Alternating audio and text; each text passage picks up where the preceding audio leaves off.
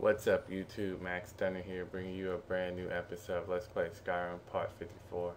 In the last episode, we made quite a bit of progress in this German ruin, and hopefully in this episode, we'll get close to the end. Now, off camera, I have tried this a few times, and without summoning any astronauts, just to see if I could do it. And I could not do it. So I'm actually going to use the Frost Astronaut here just because it'll be a lot better than using the Flame Astronaut. And right now I just don't have access to the Storm Astronaut, which I've never really used. And I don't know, maybe I probably have to go back to the college if my skill is high enough to buy it. I don't think you can buy it from Foreign Guard, the mage in White Run. And if he does sell it, he didn't have it available because my skill wasn't high enough yet. But yeah, I usually, if I need something to tank, I always go to the Frost Astronaut just because I think it's the best.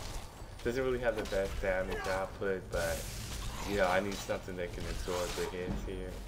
And it's the best bet because like there's way too many of them, and that mage just he wrecks me, and I didn't bring any shock resistant rings, which I should have made some because that would help make this fight a lot easier, and then I might been able to tank all these guys. But since I don't have access to those rings, I'm going to have to use the Frost Astronaut.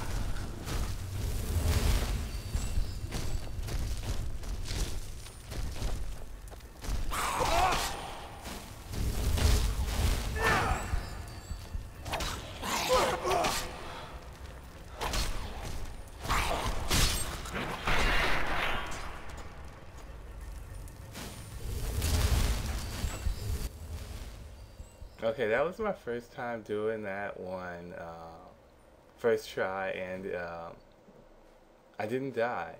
I wasn't, so don't ever underestimate astronauts or necromancy if you want to do that thing. Now, I've never really used turn necromancy. I'm pretty sure it's a good skill as well. Yeah, because they can definitely help out, like turn the tides in your favor. Now, the only reason why I'm really not big on necromancy is just because you have to kill something or be close to something that's dead already. And if it's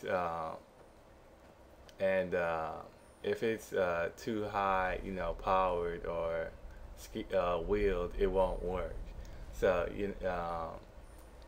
so you gotta keep that in mind, and you can't really rely on it as much as astronauts. So that's why I tend to use astronauts more. But it's still a good skill tree, and on top of that, it also can like if you're not using a companion like me, it'll really help you out. Or even if you're using a companion and there's just too many enemies and you just can't, you and your companion is just not enough. It can really give you that upper hand that you may need.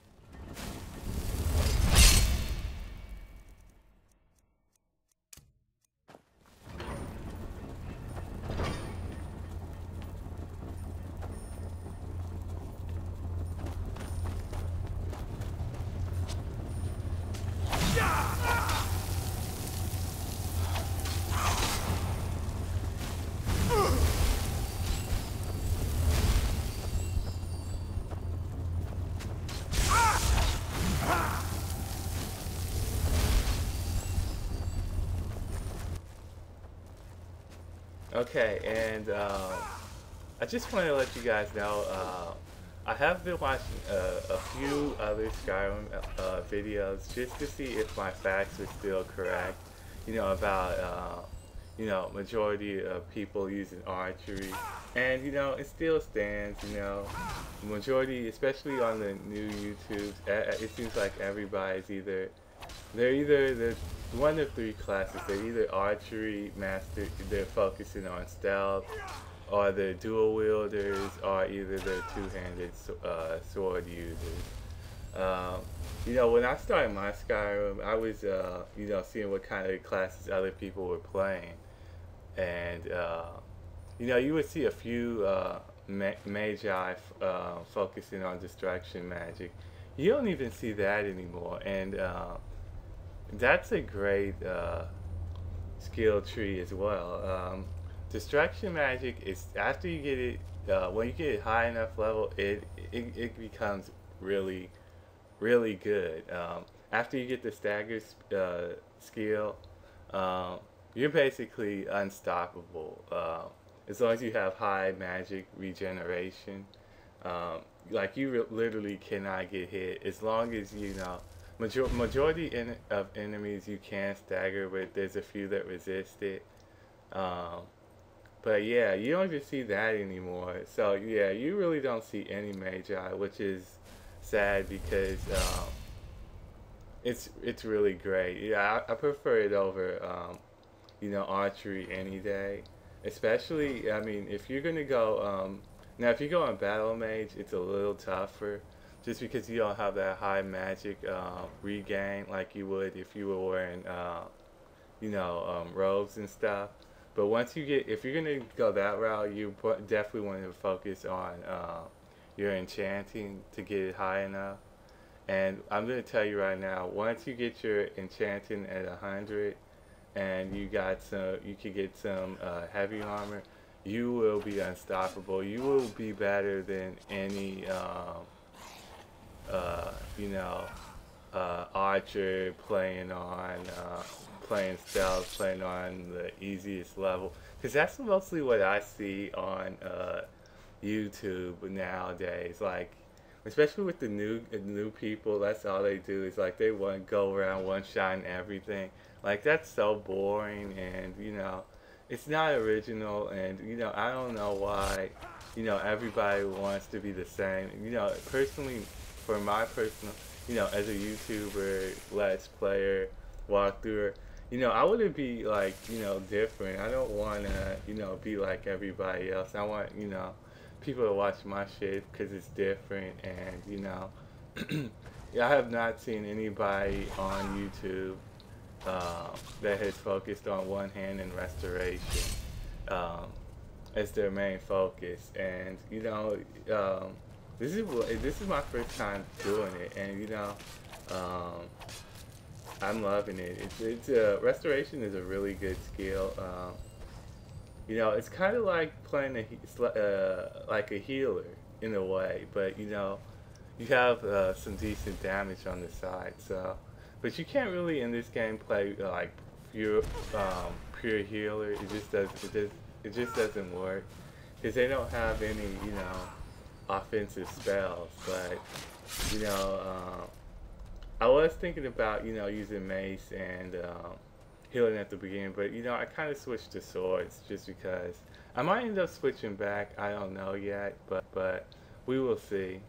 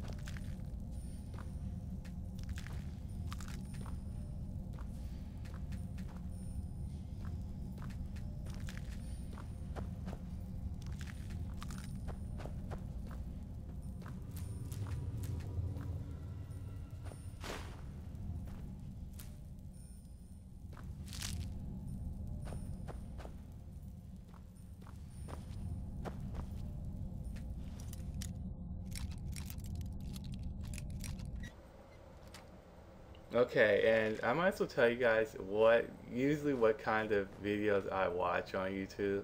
Um, yeah, usually I watch, things. I try to keep up with the, like what consoles, the most popular console games, just because I don't have, I don't have a lot of, I don't have a PS3 or Xbox 360.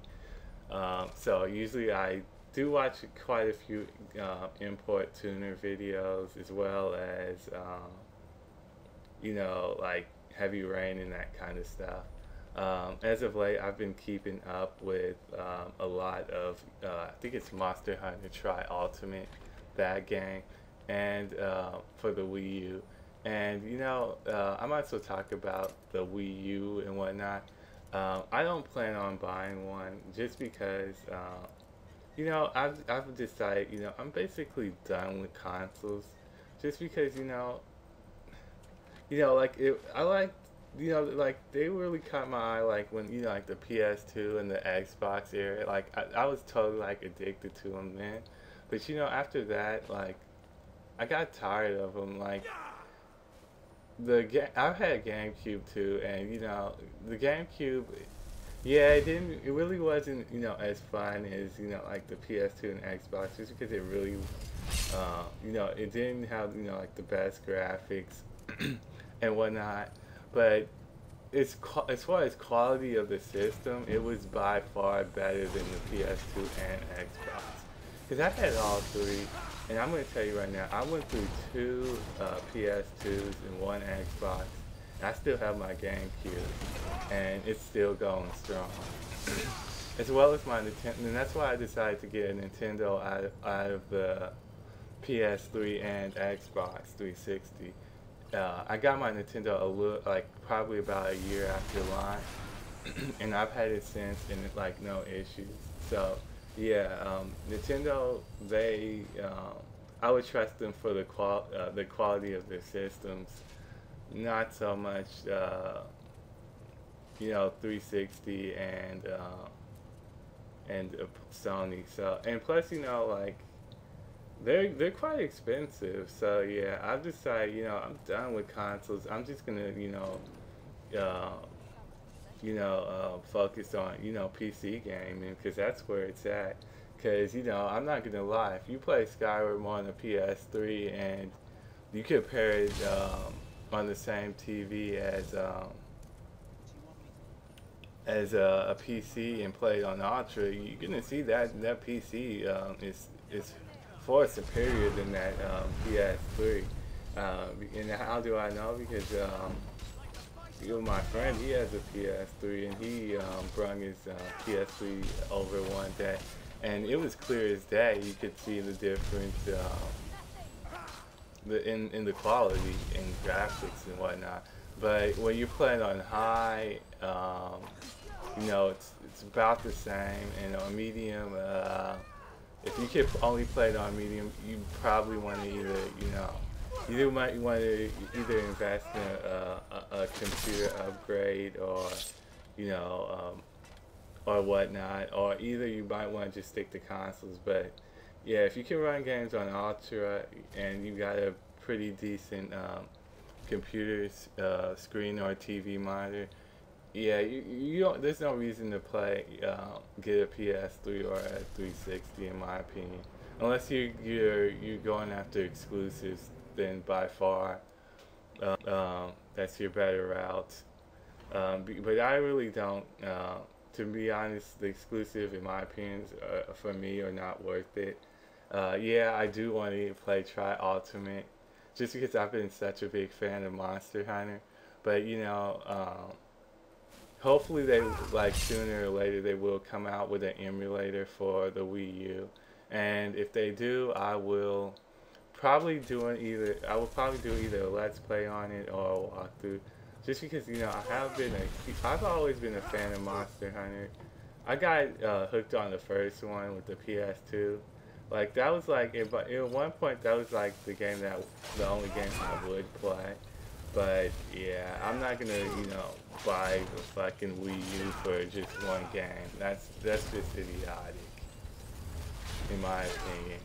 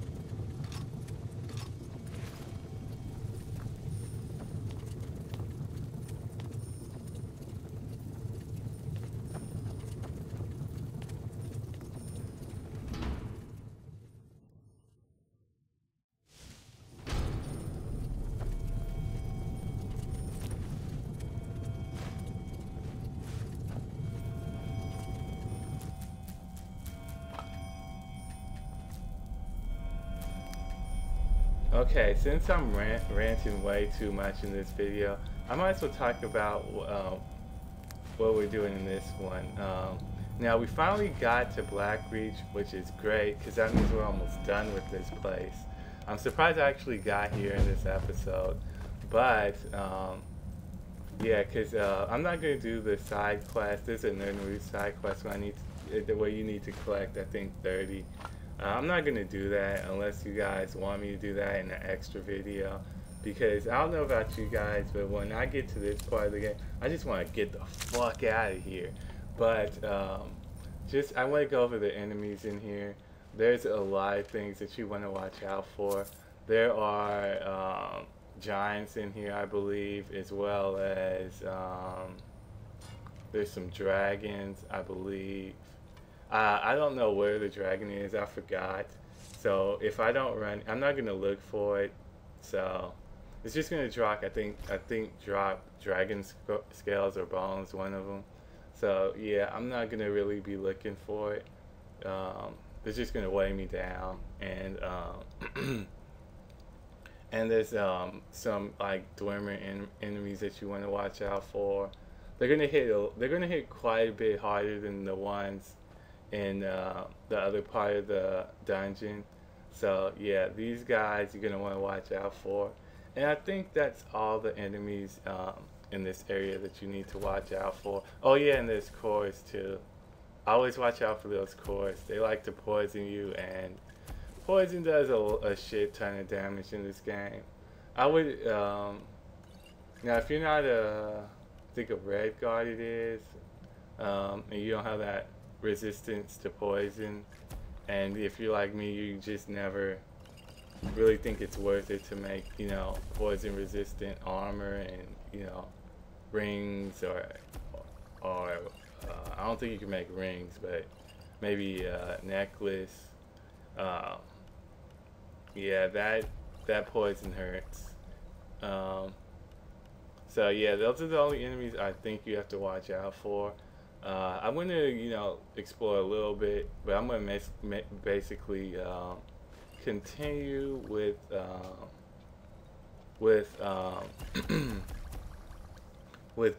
getting the Elder Scroll.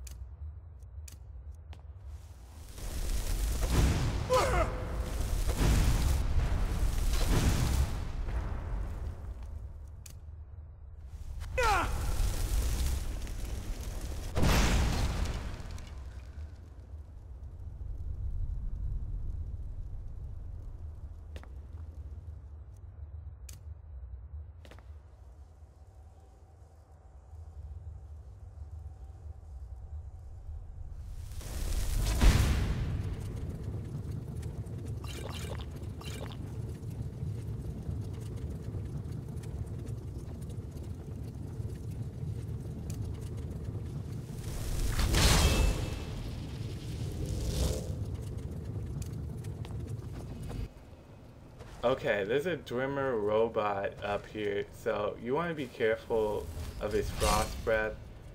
It does a lot of damage, and either he's gonna kill me or I'm gonna kill it. So actually, I think I'm gonna end the episode up here, guys, since we got to Black Creek. So if you like this part, don't forget to rate, comment, subscribe, favorite, do all that good stuff. This is Max Stunner signing out, and I will see you guys in the next episode where most likely we will finish this Dwemer dungeon.